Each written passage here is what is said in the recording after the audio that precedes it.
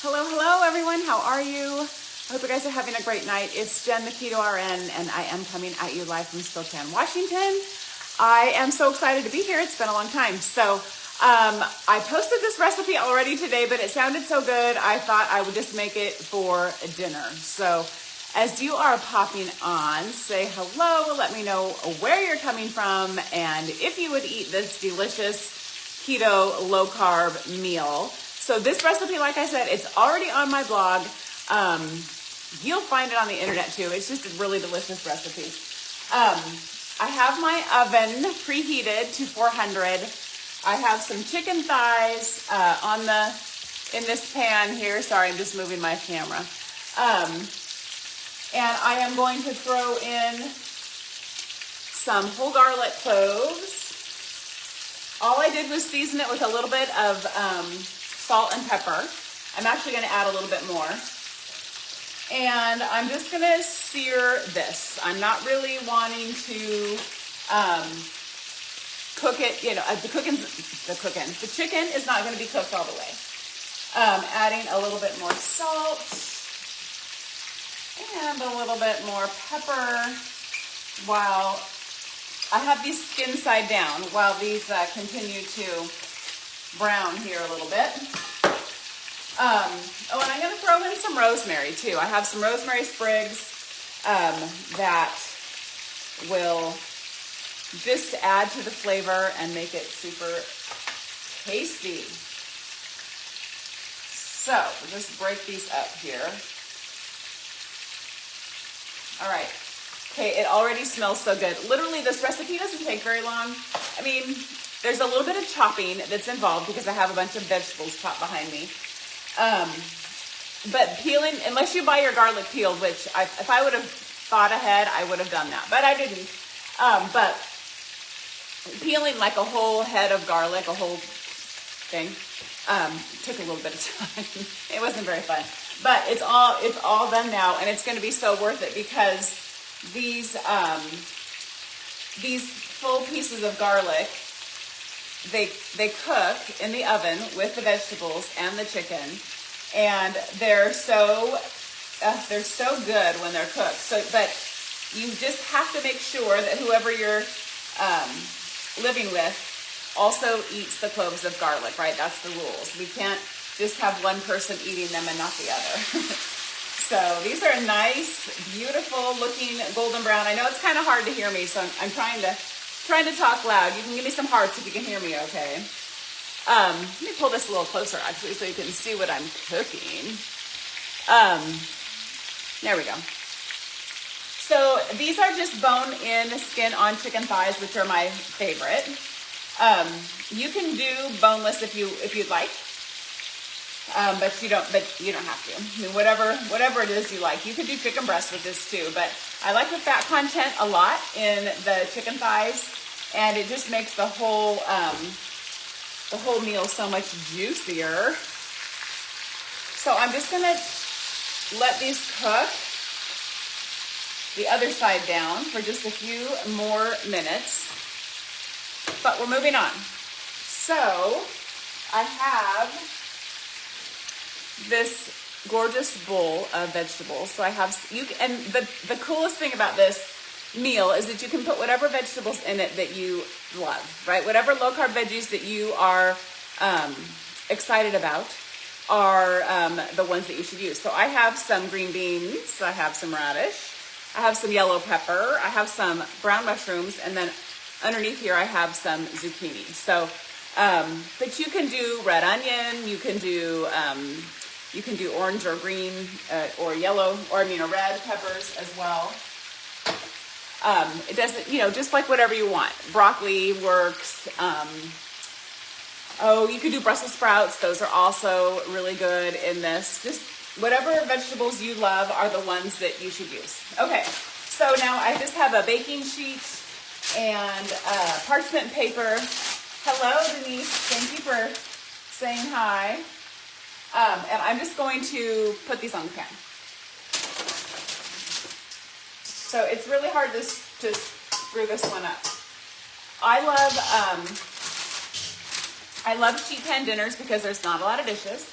And also, there's just not a lot of, or your meat and your veggies are all done at the same time. You can use frozen veggies. You might not cook them all at the same time, but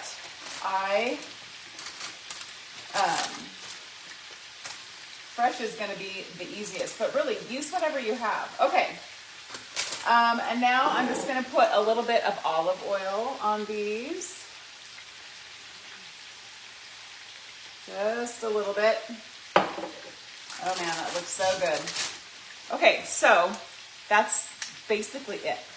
Now I'm going to take my chicken that's been cooking and just kind of try to nestle them in here between the vegetables. And I told you, I don't know if you heard, my oven is already, well, it's in the process of preheating to 400 degrees.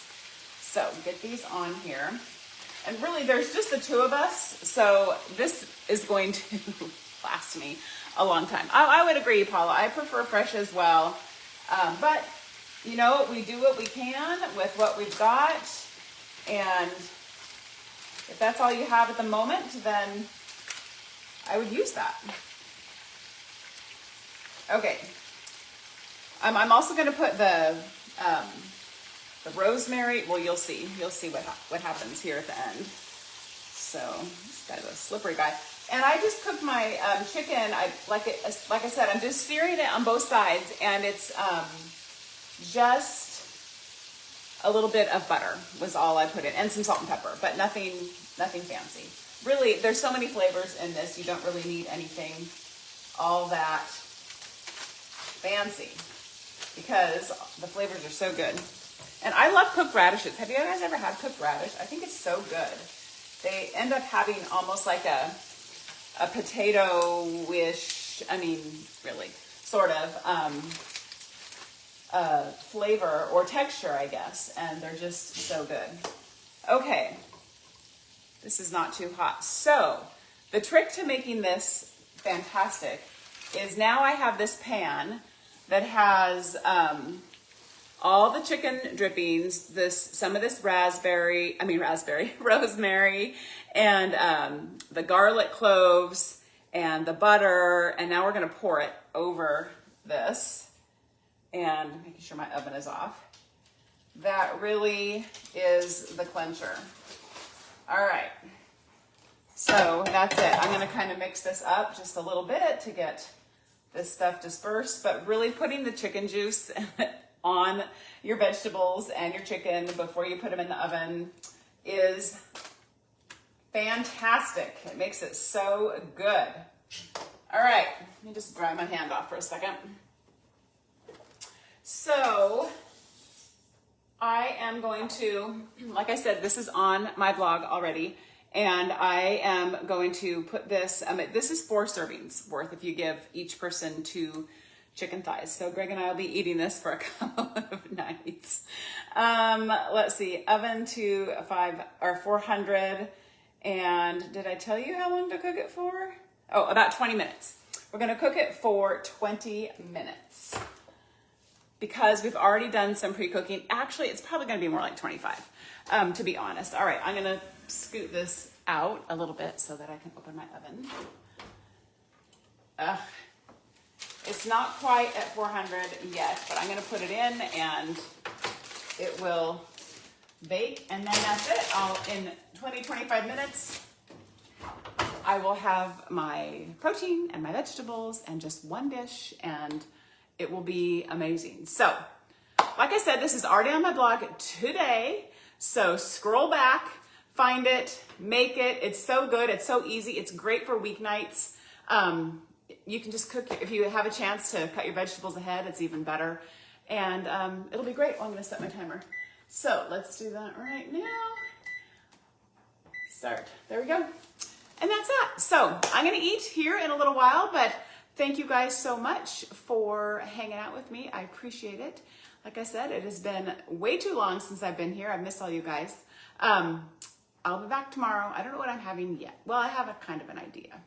I think I'm going to do a coconut curry pork in the in the crock pot. I think that's what we're gonna do. It's gonna be a warm day tomorrow, so it'll be nice to just not have to cook in the evening when it's hot. So anyway, have a great night, everyone. Thank you so much for hanging with me. And as always, feel free to like, comment, and share anything that you find on my page.